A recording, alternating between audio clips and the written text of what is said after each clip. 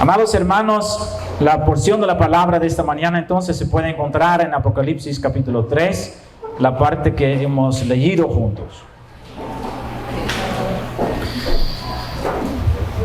Apocalipsis capítulo 3, versículo 14 a 22. Si tiene la Biblia a la mano, mejor buscarlo para que juntos estudiamos esta porción de la palabra de Dios que contiene muchas enseñanzas para cada uno de nosotros.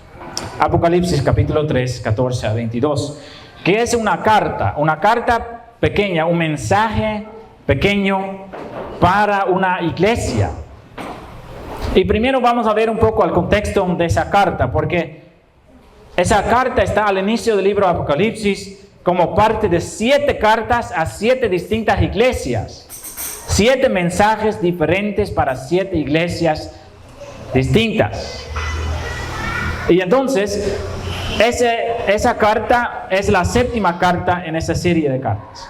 Pero es muy importante saber primero quién está dictando, quién está diciendo las palabras que Juan, porque fue Juan que escribió ese libro, que Juan tenía que escribir. ¿De dónde vienen estas palabras? Son tal vez, como encontramos muchas cartas de Pablo, palabras de Juan mismo o de Pablo o algún apóstol que él escribió por inspiración divina. No, esas cartas son muy especiales en el sentido de que son dados por Cristo mismo. Estas palabras literalmente salieron de la boca de nuestro Señor Jesucristo. Y para eso se puede buscar el capítulo 1. El capítulo 1, versículo 12 a 16. En esa parte se puede ver que Juan está en la isla Patmos, se llama, y ahí tenía un encuentro con Jesucristo. Y eso es interesante primero, queridos hermanos. Si nosotros pensamos en Jesucristo, y lo podemos hacer en este momento, ¿no? Cuando pensamos en la persona de Jesús, si tú piensas en la persona de Jesucristo, ¿qué imagen viene a su mente? Si tú piensas en Jesús, ¿en qué persona está pensando? Muchas veces nosotros, cuando escuchamos eso, pensamos en algo que hemos visto por alguna parte, en algún libro, ¿verdad? O alguna imagen en alguna parte. Si usted habla de Jesucristo a un católico, muchas veces él piensa en esa imagen sufriendo la cruz, porque eso es lo que siempre presentan las iglesias, ¿verdad? Otras piensan de una forma muy común, una persona con pelo rubio y ojos azules, ¿verdad? Que todo eso no es Jesucristo, porque Jesús no tenía ojos azules, ni pelo rubio. Pero es muy importante saber cómo es Jesús ahora, en este momento. Porque Jesús ya no es como nosotros o como Él se presentó en los evangelios. Jesús ya no es el hombre sencillo que usted encontraba en los evangelios. Jesús ahora no es así. Jesús es diferente. Jesús ahora es glorificado. Y entonces cuando Juan que andaba 3 años, día y noche casi con Jesús, tenía un encuentro con Él, él ni lo reconocía casi. Porque mira lo que dice Apocalipsis capítulo 1, desde el versículo 12 a 16.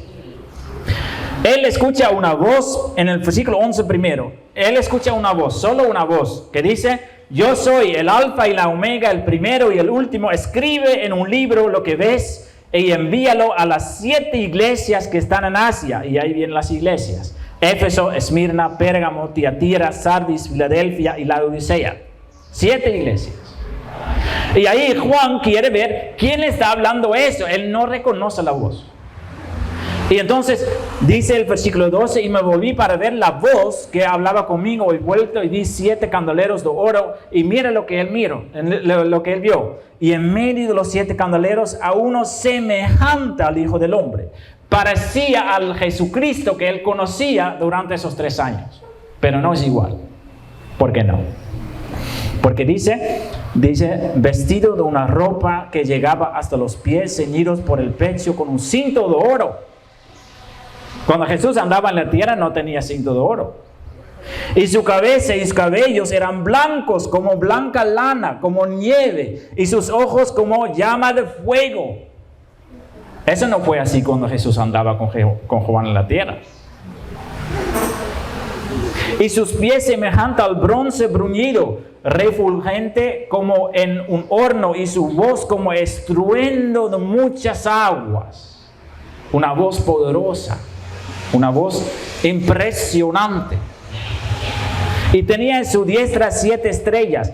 De su boca salía una espada aguda de 2 filos, y su rostro era como el sol cuando resplandece en su fuerza.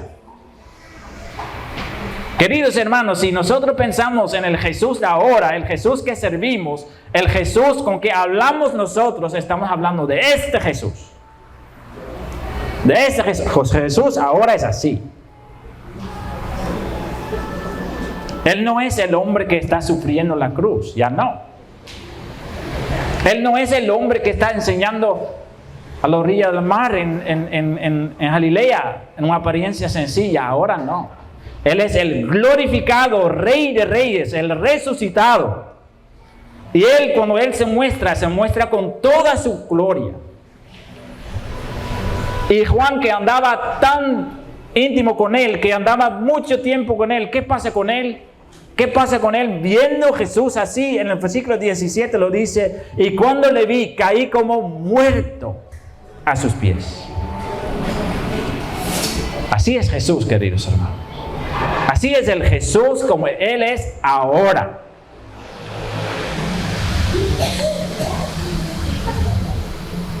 El glorificado. Y entonces, este Jesús está dando los mensajes a las 7 iglesias en Asia. 7 iglesias. Pero hay algo especial con esos mensajes. Tal vez usted puede decir, ya, entonces, pero es un mensaje de Éfeso, ¿no? Eso es para ellos, no para mí. Y hay un mensaje para Filadelfia, entonces es para Filadelfia, no es para mí. Porque yo no vivo en Filadelfia. Pero ahora vamos a ver un ratito, si usted lo busca en la Biblia, porque ahí, por ejemplo, en el capítulo 2 empiezan las cartas. ¿Y qué dice? Casi todas las cartas al final. Por ejemplo, versículo 7 en la primera carta de Éfeso, ¿qué dice? Está hablando de la carta de Éfeso, entonces mandando a Éfeso, pero ¿qué dice al final? El que tiene oído, oiga lo que el Espíritu dice a... Lean conmigo, ¿qué dice el versículo 7? El que tiene oído, oiga lo que el Espíritu dice a las iglesias. Entonces no dice a la iglesia. ¿Entienden? Y eso pasa con todas las cartas. Si usted lo va a recibir, se puede ver en el versículo 11, que es el mensaje de la Esmirna, dice, el que tiene oído, oiga lo que el Espíritu dice a las iglesias. Y ahí sí sigue en todas las partes. En el mensaje de la Odisea al final, que dice, versículo 22, en el capítulo 3, el que tiene oído, oiga lo que el Espíritu dice a las iglesias. Y entonces, sacamos la conclusión. Esos mensajes no están en la Biblia solo para la iglesia de Tiatira, de Sardis, de Filadelfia, de la Odisea, de Éfeso, sino esos mensajes están en la Biblia para todas las iglesias. Nosotros, todas las iglesias en todo el mundo, en todas las circunstancias, de todas las épocas, pueden sacar lecciones de esas cartas. Eso es el mensaje al inicio del Apocalipsis. Cada situación que puede pasar en una iglesia se encuentra en las cartas. Entonces el glorificado, el enaltecido Rey de Reyes, Jesucristo, que nosotros servimos, está escribiendo cartas. Cartas personales a las iglesias, analizando cómo ellos andan. Analizando las cosas que van bien, analizando lo que va mal. Yo estuve conversando con mi esposa un ratito sobre esa prédica, y siempre cuando estoy leyendo esa parte de las 7 cartas, me viene la pregunta, ¿qué escribiría Jesucristo sobre nuestra congregación? Si fuera en esa época, que Jesucristo estaba escribiendo esas cartas, ¿no? ¿Qué escribiría Jesucristo acerca de nuestra iglesia? ¿Qué en su opinión va bien? ¿Y qué es lo que en su opinión va mal de nuestra congregación? Eso es muy, muy importante saber, ¿cierto? Porque si una cosa es clara en esa carta a la Odisea, es lo siguiente: las personas en la Odisea estaban contentísimos con su iglesia. Ellos estaban contentos. Todos estaban andando tranquilo, estaban andando bien, cada uno tenía su ministerio, todos estaban trabajando. Pero hay algo importante que Jesucristo dice en esa carta, lo que vamos a ver. ¿Sabe lo que pasa en esa iglesia, en la Odisea? La gente estaba sirviendo a Dios, haciendo sus cosas, organizando las cosas, pero la carta dice lo siguiente: Jesús no estaba en esa iglesia. Él estaba fuera, no estaba adentro. Y entonces, mientras la gente estaba organizando sus cosas en la iglesia, Jesús salió. Por algunas cosas que pasaron ahí, Jesús salió de la iglesia. Y eso nos llega a un punto que nos causa confusión a veces también. Yo he escuchado varias veces personas que dicen, si una iglesia cumple con ciertos requisitos, es una iglesia cristiana, es una iglesia buena, que reconoce la Trinidad. Eso siempre empieza, ¿no? ¿Cree en Padre, Hijo y Espíritu Santo? Sí, ya todo bien entonces. Así no habla la Biblia. Una iglesia puede creer en la Trinidad, pero tener muchos errores en sus doctrinas. Entonces, eso no es tan importante. Lo más importante es qué testifica el Espíritu Santo sobre la iglesia.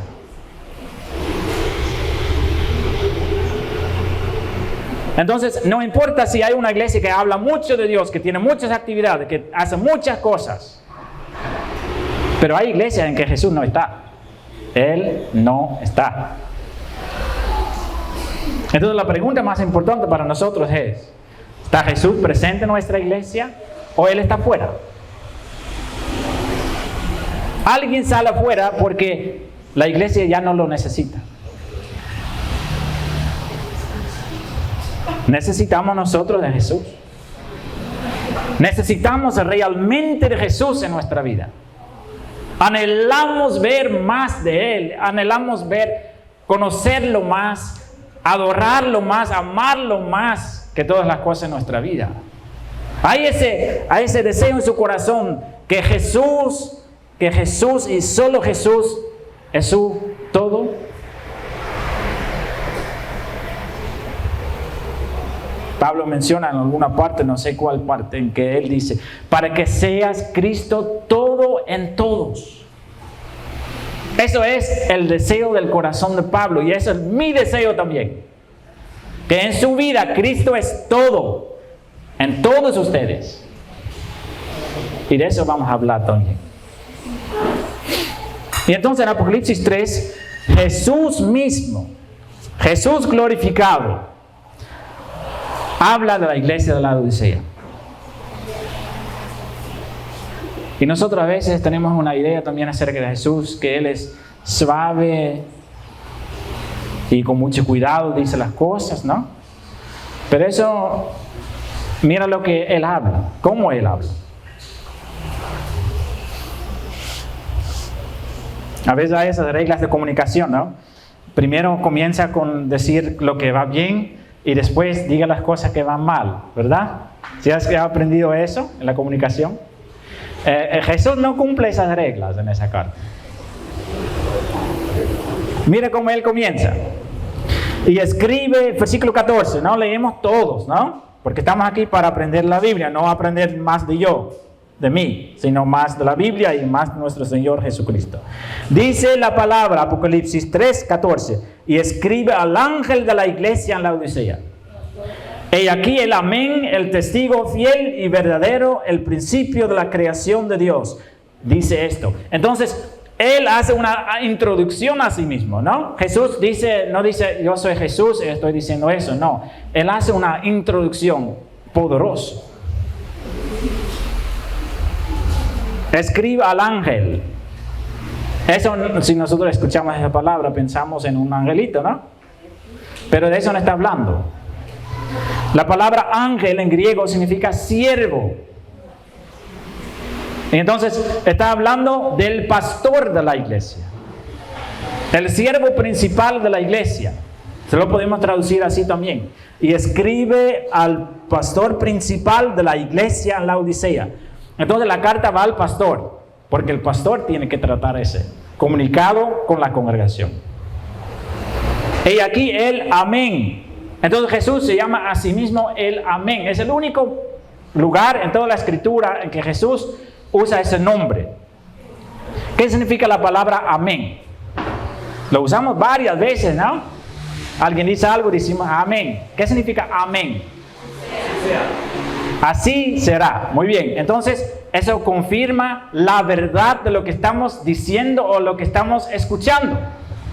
Si usted escucha algo que es verdad, usted dice amén, confirmando que es verdad lo que está diciendo la persona. Y entonces Jesús dice, el amén, el testigo fiel y verdadero. 3 veces dice algo sobre que lo que Él está diciendo es verdadero y es serio. 3 veces. Y eso nos refiere también a la manera en que Jesús estaba enseñando en esos 3 años que estaba andando en la tierra. Muchas veces usted encuentra en la palabra esa expresión, que Jesús dijo, de cierto os digo. ¿Se ha escuchado eso? Muchas veces lo encuentra en la palabra. Entonces en esa parte Jesús prácticamente hace lo mismo. Él dice, lo que yo voy a decir ahora, eso es la verdad absoluta. Eso viene del amén. Eso viene del verdadero, el testigo fiel. Entonces eso es una manera de llamar la atención, de decir lo que viene ahora, eso no es algo que es una opinión de una persona. Lo que viene ahora, eso es 100% palabra de Dios. Eso es 100% verdad. Y dice el principio de la creación. Eso refleja en Juan 1 también, ¿no? Que Él muestra su autoridad. En el principio, el verbo, Dios, el verbo era Dios, estaba con Dios y el verbo se hizo carne.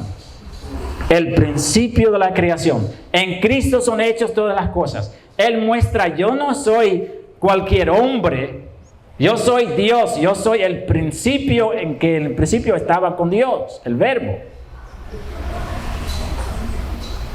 Él muestra su autoridad y Él muestra que las palabras que Él va a mencionar son verdad y verdad y verdad. Y ahí viene el mensaje. Versículo 15. Yo conozco tus obras. Con eso comienza. Entonces Él no dice, yo he escuchado algo de sus obras. No dice, yo sé que ustedes están obrando.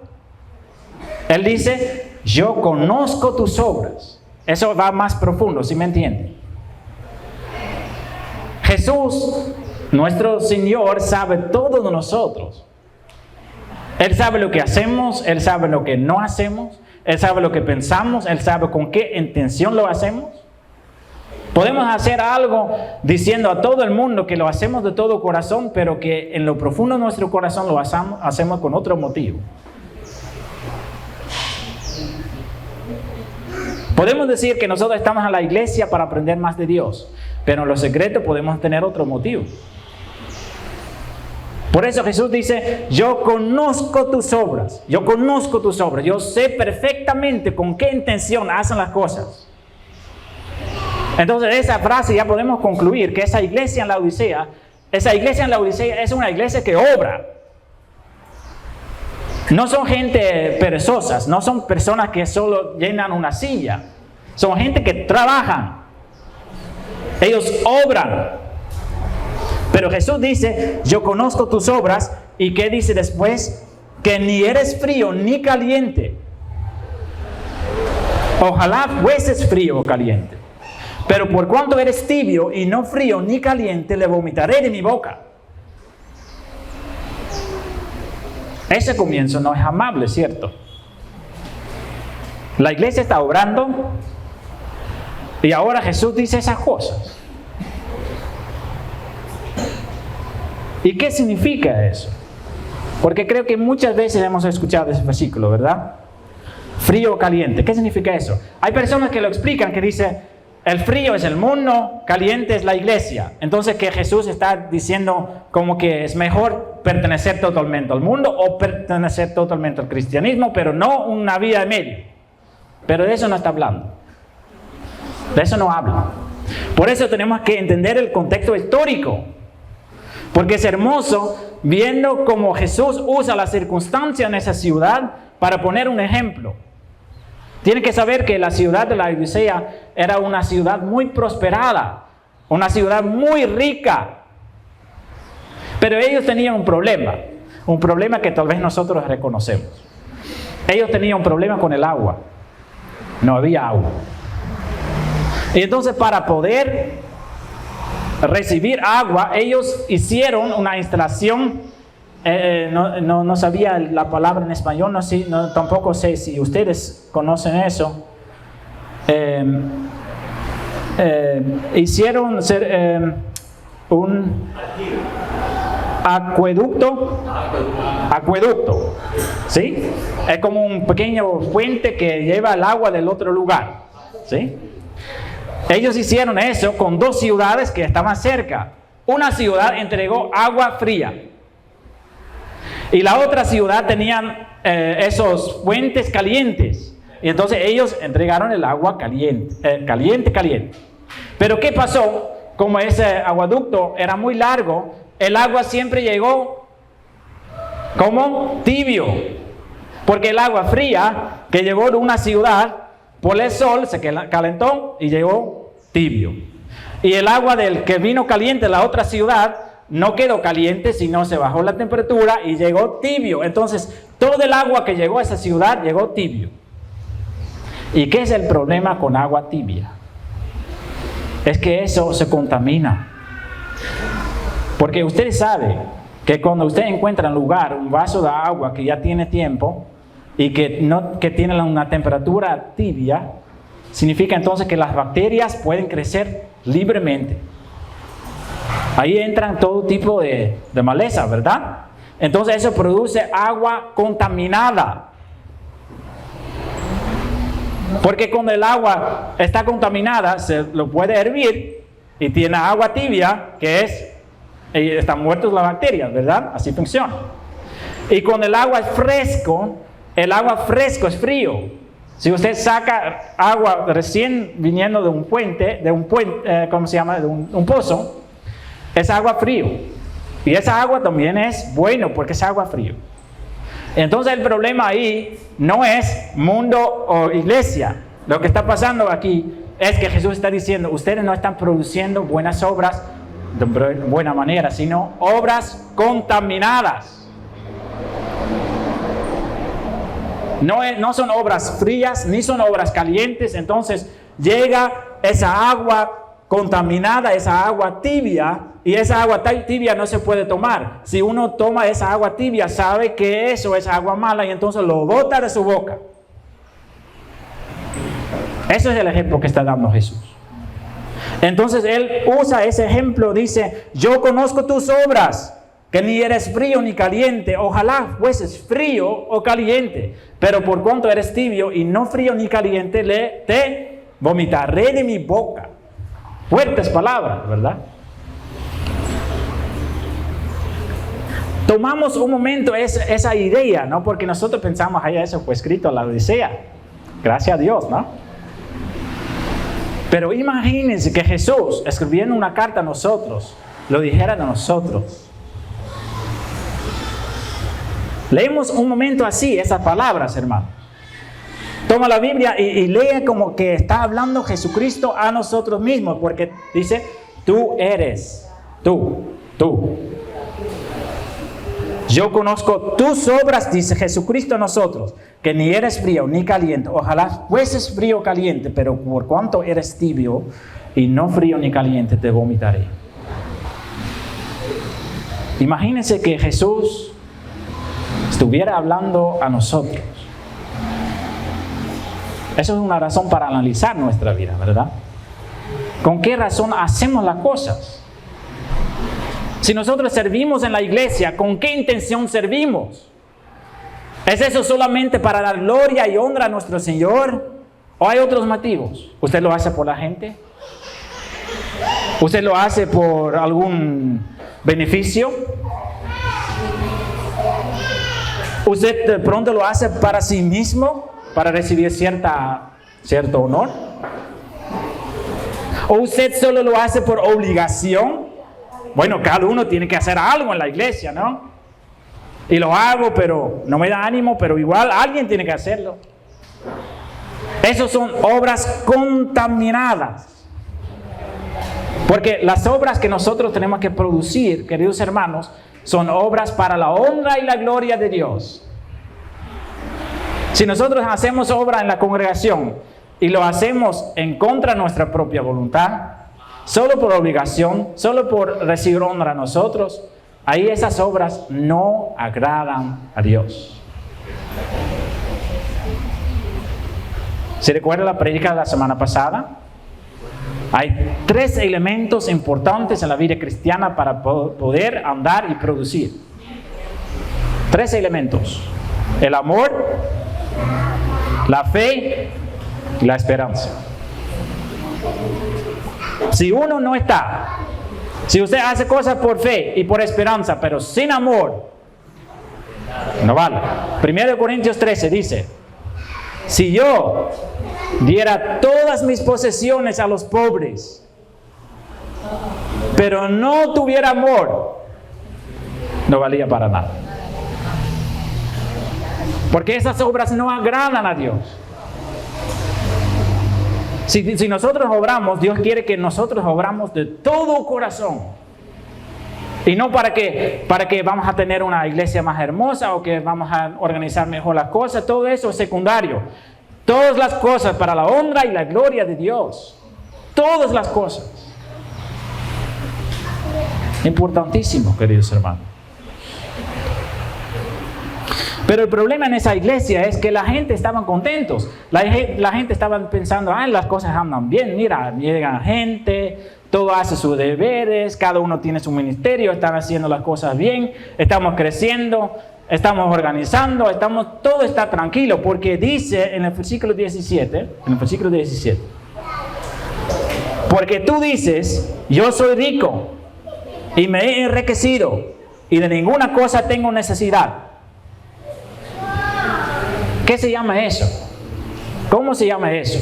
Cuando una persona dice eso. No tengo necesidad.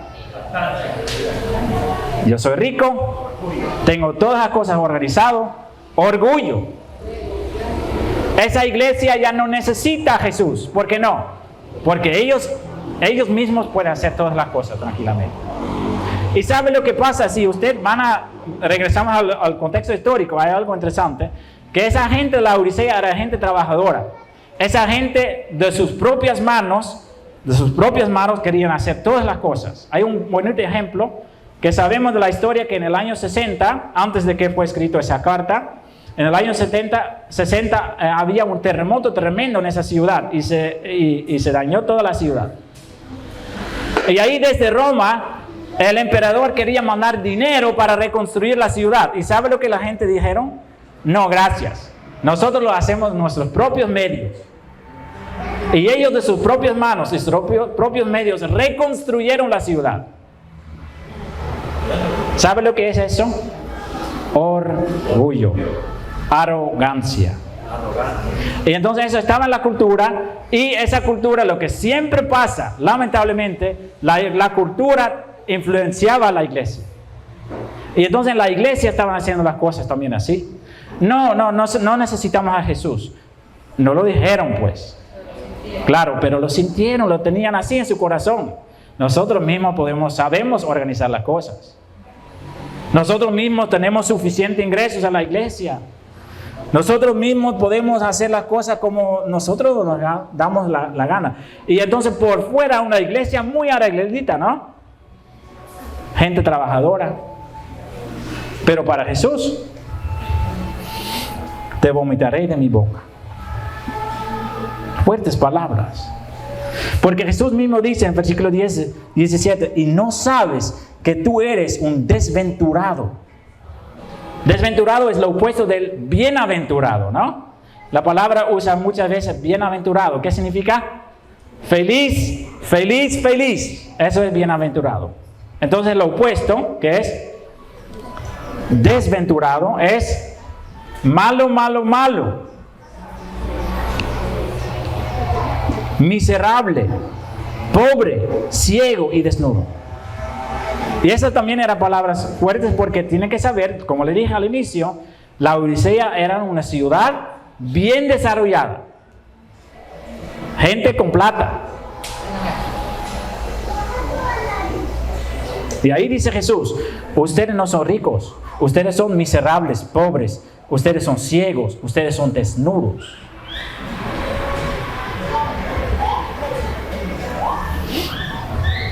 Una ¿qué puedo decir?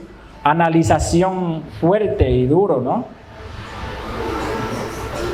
Así puede ser pasar nuestra vida personal. Que tenemos una forma de ser cristiano que agrada a nosotros mismos. Ir a la iglesia, visitar las actividades, dar un poco de nuestro dinero a la iglesia, orando en la casa. Y pensando, mira, ya tengo todo ya arregladito. Soy cristiano, contento. Pero así no funciona, queridos hermanos. Al final vamos a profundizarnos un poquito en eso. Pero Jesús es Jesús. Jesús aún no viene para juzgar. Él no viene para terminar. Él no viene para exterminar la iglesia. Él viene para anunciar su estado como es. Porque Jesús solamente dice lo que es la situación. Él dice, ustedes son desventurados, son miserables, son pobres, son ciegos y andan desnudos. Eso no es juzgar, eso es la situación como es. Porque Jesús, ¿sabe cómo Él se anunció al inicio? Yo soy el testigo fiel y verdadero. Estoy diciendo las cosas como son. Nosotros a veces podemos juzgar y que no es cierto lo que estamos diciendo. O estamos exagerando las cosas, ¿verdad? Pero Jesús no. Cuando Jesús habla, 100% verdad. Pero Él no viene a juzgar. Él viene a ofrecer un mejoramiento. Versículo 18. Por tanto, yo te aconsejo que de mí compres oro refinado en fuego, para que seas rico, y vestiduras blancas para vestirte, y que no se descubra la vergüenza de tus desnudez, y unge tus ojos con colirio para que veas. Hermoso, ¿no? Y más bien si entendemos el contexto histórico, otra vez. Yo le dije que la Odisea era una ciudad prosperada, pero había muchos banqueros. Y banqueros en ese tiempo trabajaban con oro. ¿Y qué más habían ahí? También habían personas que hicieron telas para ropa. Tela muy hermosa, pero no blanco, siempre un color oscuro. Y habían también muchos médicos que trabajaban con la vista. Y entonces ahora entendemos la situación. Jesús está diciendo estas tres cosas. Dice, te aconsejo que te compres oro refinado, banqueros. Te aconsejo que para que recibes vestiduras blancas para vestirte. Esa gente que hacen las telas. Y después dice, y unge tus ojos con colirio para que veas. Medicamentos de esos médicos que están trabajando en la área de la vista. Hermoso, ¿no? Sabiendo del contexto histórico. Pero él lo menciona de otra forma. Él dice, ustedes la odicenses piensen que ustedes son un pueblo bueno. Tiene sus banqueros, tiene sus hospitales, tiene sus lugares donde hacen telas. Pero eso no vale para mí. Ustedes tienen que comprar oro refinado de mí. y obtener su tela de mí, y tiene que obtener ese remedio para sus ojos de mí, porque es otro tipo. Porque podemos tener una buena vista, pero estar ciego totalmente. Ciego espiritual. Una persona que está ciego espiritualmente no puede ver la gloria de Dios. No puede ver que Dios es digno para ser alabado y glorificado. No puede ver sus propios pecados y siempre piensa que es una buena persona. Por eso dice Cristo, yo te aconsejo para que recibes ese colirio para sus ojos, para que veas sus problemas, para que ya no va a pensar que todo está bien, sino que tú vas a ver la verdad, porque estamos hablando de la verdad. Eso necesitamos día a día, queridos hermanos. Puede ser que hay un rato que nosotros estamos viendo las cosas clarito, ¿verdad? Lo que falta en nuestra vida, lo que necesita arrepentimiento, y que podemos ver claramente la grandeza y la hermosura de nuestro Señor Jesucristo. Y decimos, ese mundo, esa vida terrenal no me vale para nada porque yo tengo a Cristo sobre todas las cosas. Pero hay también días en que nosotros estamos más en la vida diaria, luchando con las cosas, no veamos nuestros propios errores y no vemos nada de la hermosura de Cristo. En esos momentos necesitamos ir a donde Él para escuchar el consejo que está diciendo y que dice, yo te unge con tus ojos con colirio, para que vemos la verdad. Y te aconsejo que de mí compres oro refinado. Oro refinado en la palabra de Dios siempre presenta, oro es fe, la fe en Jesucristo. Pero la Biblia siempre nos enseña que la fe, ¿cómo se purifica? El oro, ¿cómo lo purifica? A través del fuego. El fuego en la palabra de Dios puede mencionar dos cosas: Espíritu Santo o prueba. En ese caso no es Espíritu Santo, en ese caso es prueba. Jesús dice, lo que tú necesitas es una fe probada, que ha pasado por muchas pruebas. ¿Por qué? Eso hace el oro más puro. Un cristiano que no ha pasado por pruebas puede tener palabras grandes acerca de su fe, pero él no sabe de lo que está hablando.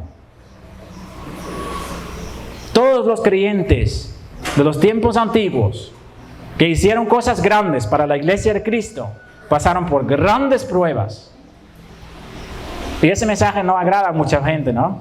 Porque a nosotros, nuestra carne no le gusta pasar por las pruebas, ¿verdad? ¿Quién le gusta las adversidades en su vida? ¿Quién le gusta las cosas difíciles que pueden pasar en nuestra vida? ¿Quién quiere fracasarse en algo? Nadie quiere eso. Pero la palabra de Dios dice que es necesario. ¿Para qué? Para que el oro de nuestra fe, sea más brillante. Así es. Pero tú puedes decir, no, yo quiero vivir mi vida cristiana a mi manera. No pasar por las pruebas, por favor, Señor. Pero así nunca va a tener ese oro refinado. Oro refinado. ¿Y qué más dice? Vestiduras blancas. Vestiduras blancas en la Escritura siempre es la santidad. La santidad que recibimos de Cristo. En Apocalipsis otra parte dice, esos son que vienen de la gran tribulación, que tiene lavado su ropa blanca en la sangre de nuestro Señor Jesucristo, santificado por Él. Pero también santificado en el sentido de que presentamos nuestra vida sin mancha y pura.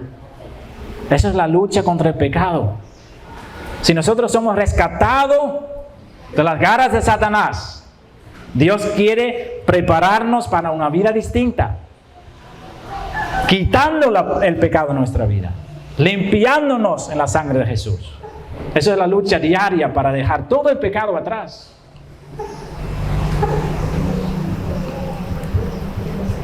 Y ahí vamos al versículo 19, que es el versículo más impopular de la Biblia. ¿Qué dice el versículo 19?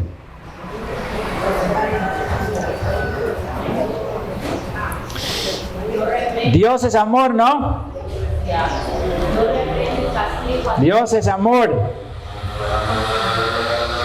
Él quiere que estamos felices. Ese es el mensaje que escuchamos mucho hoy. Muy poco escuchamos el mensaje que está en el versículo 19. Jesucristo dice sobre todos los creyentes lo siguiente: yo reprendo y castigo a todos los que amo. No está hablando del mundo. ¿Qué hace Jesús? Él dice: yo reprendo y castigo a todos los que amo. Por eso le dije, el versículo más popular de la Biblia. ¿Has escuchado una vez una prédica de ese versículo? Nunca.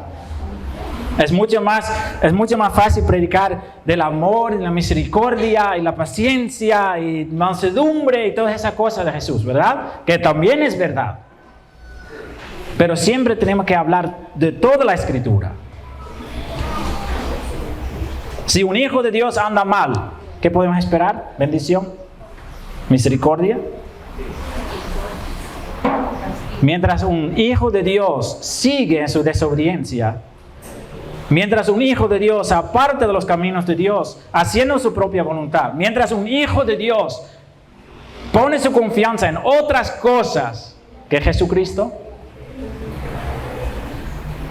ahí viene Él a castigarnos y a reprendernos. Entonces, por eso dice Jesús a continuación, para que eso no suceda, porque Él es como un padre muy hermoso, correcto, pero también de mucha misericordia. Un padre bueno no le gusta castigar a sus hijos. Un padre bueno no le gusta reprender a sus hijos, pero igual lo hace para su bienestar. Hijos que no son castigados, que no son corregidos, son hijos tremendos, hijos rebeldes. ¿Verdad? Que piensa que puede hacer las cosas como ellos quieren. Pero Dios no. Dios castiga y corrige a sus hijos porque Él ama a sus hijos. Y los castiga con el propósito de corregirlos en el camino correcto para que Él pueda mostrar más de su amor. Y dice entonces, dice Jesús, sé pues celoso y arrepiéntete. Celoso. Eso no está hablando de celoso en el sentido de que puedo decir, de que alguien tiene algo que yo quiero tener también, ¿sí? Esa palabra celoso en esa parte significa que tiene que poner su esfuerzo. Es un significado antiguo. Entonces no está hablando de ser celoso, ¿sí? Él está hablando de ser diligentes. Entonces, la vida cristiana no es una vida fácil que si usted dice, ya tomé la decisión de ser cristiano y ahora todas las cosas tranquilamente van automáticamente en la dirección correcta. Así no es. La vida cristiana es una lucha diaria. Y si usted no toma la espada, y si usted no pone la armadura, va a perder la batalla. ¿Por qué? Porque el enemigo siempre está preparado y está listo para defender, para atacarnos y para destruirnos. La palabra de Dios siempre dice que Jesús nos da la armadura. Y ahí Pablo dice, ponga la armadura.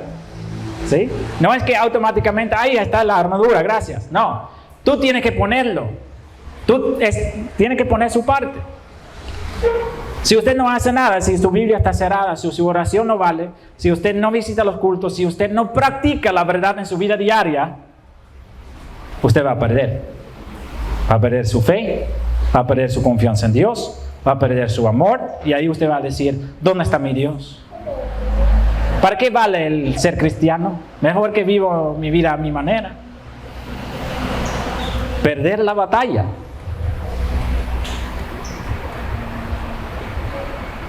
Entonces por eso dice, sé pues diligentes. Diligentes. Y arrepiéntete. Hablando de esa palabra siempre es un proceso continuo. El arrepentimiento no es solo una vez. El arrepentimiento es todos los días. Nadie puede decir, ya soy perfecto. En Cristo sí, pero en mí no. Muchos errores todavía. Mucha falta. Entonces la lucha diaria es arrepentimiento y diligencia para ponernos a las órdenes de nuestro Señor. En oración, Dios, ayúdame a usar la armadura. Ayúdame, Señor, a darme la fuerza para poder luchar las batallas. Versículo 20. He aquí, yo estoy a la puerta y llamo. Ahí encontramos esa parte que si usted va a leer las otras cartas, las otras 6, puede leer en las 6 que Jesús está en la iglesia. Y Él dice, si ustedes siguen con algo que no me agrada, yo voy. Excepto esa carta. En esa carta Jesús está fuera. Él está fuera. Jesús no está presente en esa iglesia. No está. Él está fuera. Tocando la puerta para que alguien lo abre. Porque Él todavía quiere estar con la iglesia, pero la iglesia no lo necesita. Y ahí sigue algo importante que tenemos que leer bien. Dice lo siguiente, y llamo, y si alguno oye mi voz y abre la puerta, entraré a él y cenaré con él y él conmigo. Tienen que entender bien lo que está diciendo Jesús en esa parte. No está hablando de la Santa Cena. Lo que Él está hablando, mira, usa un ejemplo ecuatoriano. Cuando usted recibe una visita a las 12 de la mañana, significa que esa visita quiere comer almuerzo en su casa, ¿cierto? ¿Cierto? Pero en las circunstancias aquí, lo que quiere decir Jesús es la cena. La cena era lo más importante en la cultura de los laodicenses. La cena es la comida más importante en el día. Pero imagínese que alguien toca su puerta a las 12 de la tarde, ¿sí? Y usted sabe, allá, entonces él pide comida. Vamos a ver cuándo hay, ¿no? Pero imagínese que esa persona entra en su casa, abre el refri y va a ver qué hay. Y que él enciende la cocina y que esa persona misma va a cocinar. ¿Qué piensa usted?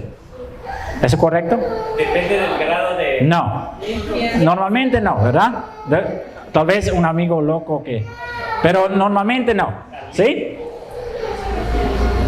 Si esa persona hace, él se pone como el dueño de la casa, ¿verdad? Y él no es, usted es el dueño. Lea bien ese versículo. Jesús dice, si alguien abre la puerta, yo voy a organizar la cena. Eso dice Jesús. Si alguien abre yo voy a entrar y yo voy a poner una cena en esa casa. ¿Qué quiere decir eso? Tomando el ejemplo de hospitalidad de ese tiempo, siempre era el dueño de la casa que servía la comida y que organizaba la cena. Como el dueño de la casa, el jefe de la casa. Si alguien abre la puerta por Jesucristo, Él no viene a cenar. Él viene a ser dueño de la casa. Está de nuestro cuerpo, ¿no? Está hablando de su vida. ¿Sí? Eso es importantísimo para entenderlo. Por eso dice el versículo, así, si alguno oye mi voz y abre la puerta, solo abre la puerta, entraré y cenaré con él y él también puede sentarse en la mesa. Y él conmigo. Y ese ejemplo es bastante importante, queridos hermanos. La invitación para recibir Jesús en su corazón y su vida no vale para nada si usted no está dispuesto a hacerlo dueño de su casa, dueño de su vida. ¿Sí entiende? Cuando Jesús entra en nuestra vida, Él quiere todo. Puede ser que usted en su vida espiritual, hablando simbólicamente, ¿no? Si usted me entiende, que organizamos, que invitamos a Jesús y decimos, sí, yo quiero tener a Jesús en mi vida porque eso me falta. Entonces en nuestra vida lo que hacemos en la práctica es que hacemos un cuartito en nuestra vida, bien bonito, ahí pusimos a Jesús como huésped de nuestra casa y ahí vive. Y solo tiene que salir cuando agrada a nosotros. ¿Cierto? Entonces los domingos abrimos la puerta, Jesús, venga a mi vida, un ratito por favor. Cuando regreso a mi casa, por favor, entra de nuevo en ese cuarto. Y no te metas en las otras cosas de mi vida, por favor. No lo decimos, pero eso es la práctica, esa es la vida diaria. ¿Y qué dice Jesús? Si ustedes me sirven así, yo voy fuera. Yo toco la puerta, pero si ustedes abren la puerta de verdad, yo me hago dueño de la casa. ¿Están dispuestos ustedes para que Jesús sea dueño de su casa, dueño de su vida, dueño de su corazón? Muchas veces no. Muchas veces no. Sí queremos tenerlo como un ayudante, pero que Él dice las cosas que tenemos que hacer nosotros todos los días. Que nosotros tenemos que consultar todas las cosas con Él. Eso limita nuestra libertad. Pero Jesús dice, ¿es todo o es nada? ¿Es frío o caliente? ¿Yo estoy afuera o estoy adentro organizando la cena? Sí es, esa es la decisión.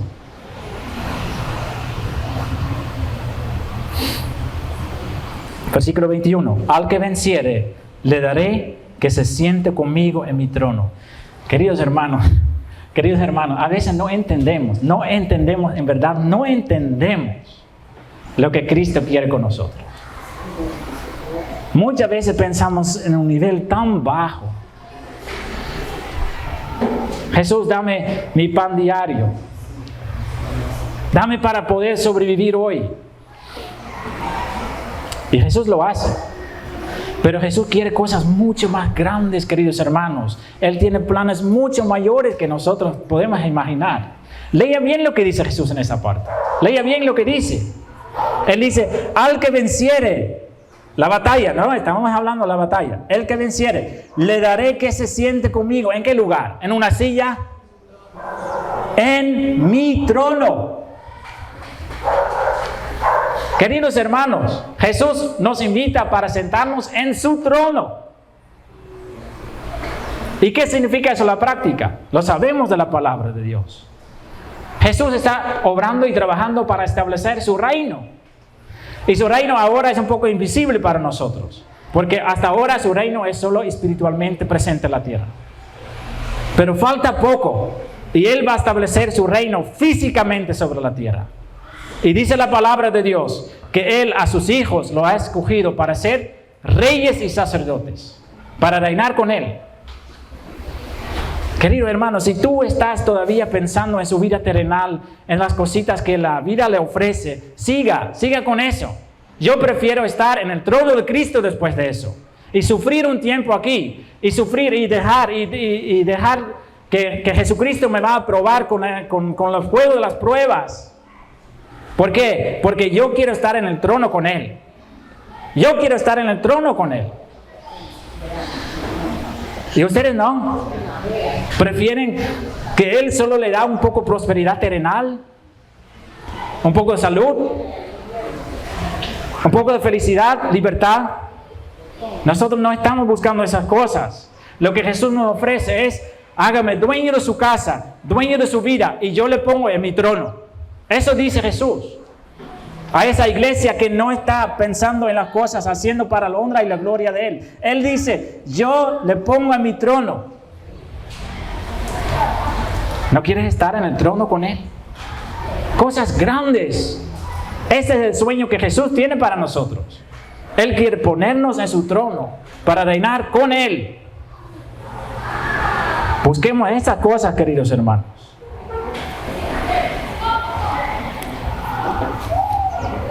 Al que venciere, le daré que se siente conmigo en mi trono, así como yo he vencido El precio es alto. Porque dice el que venciere. Si usted trata de tener su vida cómoda aquí en la tierra, no va a vencer. Va a perder la batalla.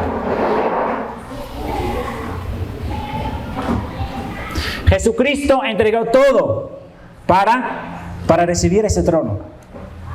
Él lo dice, así como yo he vencido y me he sentado con mi Padre en su trono, así pongo ustedes, si ustedes luchan la buena batalla, si ustedes vencen la buena batalla, yo le pongo en mi trono. Esto tiene que ser el enfoque de nuestra vida espiritual, queridos hermanos. El que tiene oído, oiga lo que el Espíritu dice a las iglesias. Tenemos que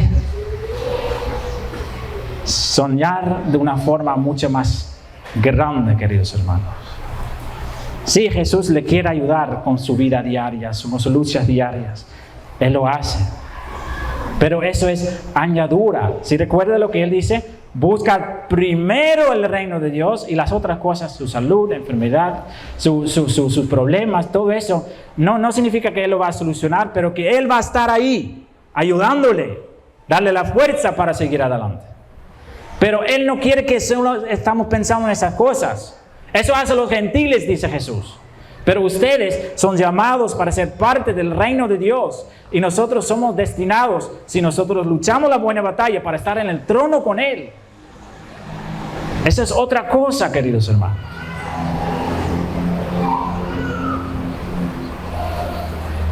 ¿Cuántas cosas hermosas tiene Jesucristo en su mente para nuestra vida? El problema es que nosotros estamos ciegos. El problema es que muchas veces queremos hacer las cosas a nuestra manera. No estamos interesados en lo que nos quiere dar Jesucristo. Pero Él sigue tocando la puerta de nuestros corazones. Él sigue tocando. Cada vez que usted escucha un mensaje, pequeño o grande, Él toca la puerta. Y Él espera hasta que usted abre la puerta con el permiso de ser dueño de su vida. Queridos hermanos, aceptemos a nuestro Señor Jesucristo como el Señor de nuestra vida, Señor de nuestra casa. Amén.